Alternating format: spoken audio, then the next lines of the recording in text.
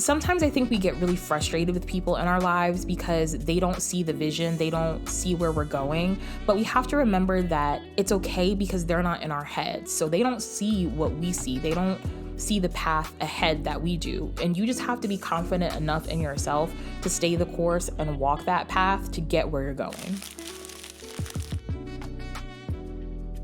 What's up, you guys? Welcome back to the Bougie Black Girls YouTube channel, or welcome if you are new. My name is Dana, and I'm so sorry that this video is late.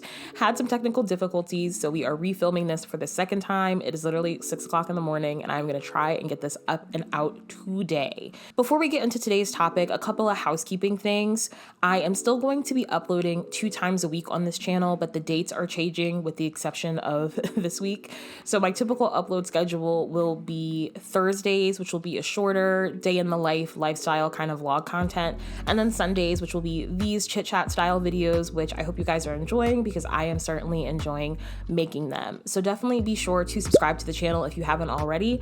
Give this video a thumbs up, and let's just dive into today's topic. Something I like to do ever so often is like pick an artist or just somebody's career that I really respect and go through like the entire evolution of their journey from the early phases to, where they're at now, and see if there's anything that can be learned from their entire development process. And so most of the time it is musicians, like singers, but it can also be directors, it can also be actors and things like that. So because of all the hype that is surrounding Cowboy Carter, and because I am a long-standing Beyonce fan, I decided that I wanted to go through Beyonce's entire sort of like musical discography and just see how her evolution has taken place over the past, several decades. And I got to the point where I was re-listening to I Am Sasha Fierce, which is an album I have not probably listened to since like 2010, 2011, all the way through. And y'all, I think that we owe this album an apology. Oftentimes, if you see those like ranking filters on TikTok of like Beyonce's albums from best to worst, even though fans will tell you there's no such thing as a bad Beyonce album, I Am Sasha Fierce tends to be ranked a little bit more towards the bottom. And honestly, for my personal ranking, it tends to fall there as well. But upon like listening to the album again in 2025 in my late 20s, I just have more of a strong appreciation for the album now than I did when I listened to it in like my early teens. So I wanted to kind of just give some of my initial thoughts on what I think about the album now upon re-listening to the whole project start to finish, and then also just a few takeaways on I think what we can learn for our own personal lives from this season of Beyonce's career, as well as like from the contents of the album and the message it's trying to communicate. So if that sounds good to you, let's just dive right into all of that. So I Am Sasha Fierce came out in 2008. It was Beyonce's 3rd solo project, and the big thing in like the marketing and promotion of the album was that it was a 2-disc project. And so if you are a child of the new era and do not remember the age of CDs and music stores, when you would go in store to physically buy this album, the standard edition came with 2 discs, which were like 2 full albums. And typically that wasn't very common unless an artist was putting out like a special edition of the project. So it was a really, big deal. We were going to get a lot of music in one sitting, which just wasn't as common at the time. And so digging into the first part of the project, I Am, the notable part about this portion of the project was that it was all ballads. And I think that's really interesting because at the time, and even now, it's really uncommon for most of the people in the pop space, unless you're like an Adele or something, to put out an album that is, truly just all vocals, all ballads, very reflective. And I think it was a really smart move for her to release this project at the point in time she did, both age-wise and also at that particular point in her career. Sure, she had some ballads on her first 2 solo projects and with Destiny's Child that had gotten, good feedback and radio play, but I don't think she had established herself as like a ballad singer, somebody who could handle more mature vocal stylings, more mature topics. And this album was a really good sort of declaration of, I can do that, and I'm ready to step into that season and that era of my professional career.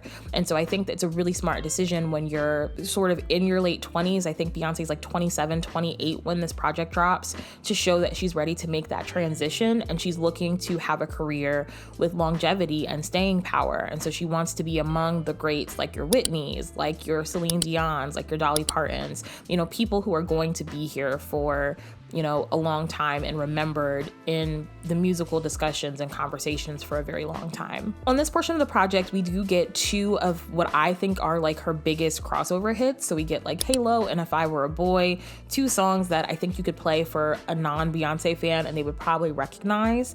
But then we also get a couple of other tracks that I don't think got as much attention or radio play because, they weren't singles off the album, but are just so great and so well done and so beautifully sang. Smash Into You, Disappear, That's Why You're Beautiful.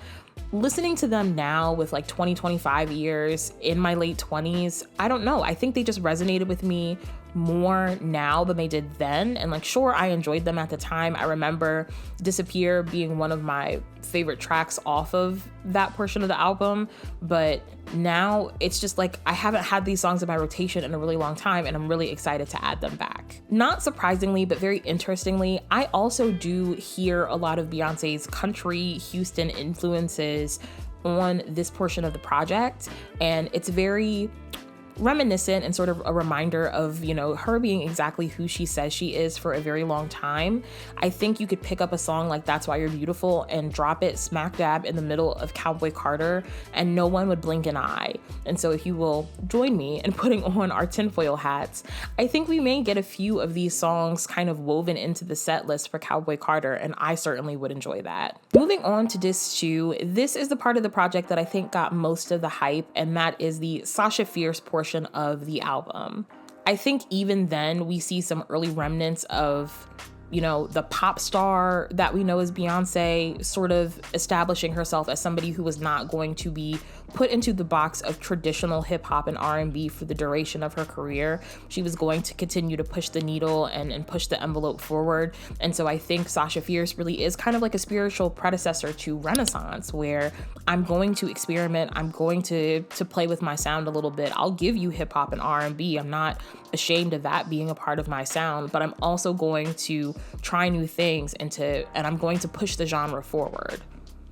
Those are some of my kind of musical critique-esque thoughts on the project in 2025. Like I said, it was really good to give it a listen. And as a former band girly, I love a little bit of musical critique.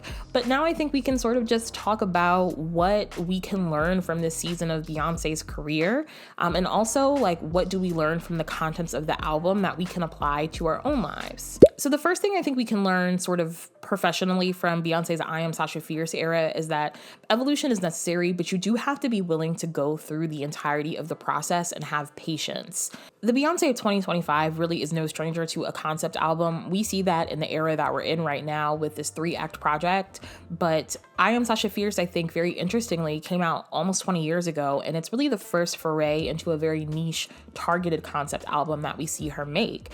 And so being willing to go through that process, hearing her talk about the development process and how long it took, I think there's something to be said about being willing to let something come to fruition, to develop it, and then once you have your concept, having a strategy to execute it and to do it well. And that leads us really nicely into the second takeaway from Beyonce's I Am Sasha Fierce era, which is not everybody is going to see the vision or the direction of what you're doing, but that's okay as long as you understand where you're going and the purpose it serves. Like we mentioned earlier, this project is typically ranked pretty low amongst people who like Beyonce's music. And I think both now and at the time, people just didn't like it, didn't get it, didn't appreciate it. And I'm not saying that in a like, oh, you just didn't get it kind of way, but like a lot of people just kind of felt like the music wasn't for them, which is fine. But again, in this process, upon further reflection and us sort of dissecting the album, we see how it was the building blocks to what we have now. And I think that's just a really powerful sort of lesson to learn when we are thinking about our own lives and our own development and evolution. People may not understand the season of life you're in. They may not understand the direction you're going, the decisions you're making. And I think that is okay as long as you understand the direction you're going and you understand what you're doing. Sometimes I think we get really frustrated with people in our lives because they don't see the vision, they don't see where we're going, but we have to remember that it's okay because they're not in our heads. So they don't see what we see. They don't see the path ahead that we do. And you just have to be confident enough in yourself to stay the course and walk that path to get where you're going. Now, different side of the same coin, I think there is a lesson in this project about sort of straddling expectations until you have sort of gained the trust and like the social capital to be able to throw them away completely. When you're doing a complete 180 of your life, when you are going into uncharted waters, I think the messaging is always rip the band-aid off, jump in with both feet. And for like 85% of the time, I do think that that is the best advice. But I think there is a very valuable lesson in this project, especially as it compares to the era of Beyonce that we're in right now, where sometimes, depending on where you're at in your career and your life, there is something to be said about giving people a little bit of what they want and they need from you, while also giving yourself the room to grow and to flourish, and not isolating the people who helped you get to where you are now. And last but certainly not least, I think that this era of Beyonce teaches us a really valuable lesson about the power of an alter ego. And so I think it's really interesting because since the I Am Sasha Fierce era, I think we've seen a lot of people in music sort of explore or sort of talk about their alter egos or have like alter ego concept music, albums, projects, whatever. And some are definitely more well executed than others, but I think all of it at its foundation is a really interesting sort of experiment in compartmentalizing different parts of yourself and your life to sort of push past limitations that you may think you have. And when you have that compartmentalization, when you can sort of like do the work in those very specific areas, I think that your, alter ego and your true self will sort of meld a little bit better. They'll have a little bit more of a harmonious relationship. We don't really hear Beyonce talk a lot about Sasha Fierce anymore. And I think that's just because, as we see from like some of the things that she said in the Renaissance film, there's more of herself that has developed in adulthood. And as she has gotten more comfortable with who she is, the different parts of herself, I think, are working a bit more well together. So there's just not the need for that separation. But at the time, at the season, it was a very helpful tool for her to move forward in, the transition from, being a pop star to being like the biggest star in the world. So yes, that's going to be it for this chit chat video. I'm so sorry for the late upload, but hopefully you guys enjoyed. In the comments below, tell me what your favorite song off of I Am Sasha Fierce is. I think for the I Am side of the album, That's Why You're Beautiful is a renewed favorite of mine, and then I think Sweet Dreams is always going to be my favorite off of Sasha Fierce. Please be sure to give this video a thumbs up, subscribe to the channel if you haven't already. It really helps me out as we are starting this early growth process, and I will catch you in the next one. Bye.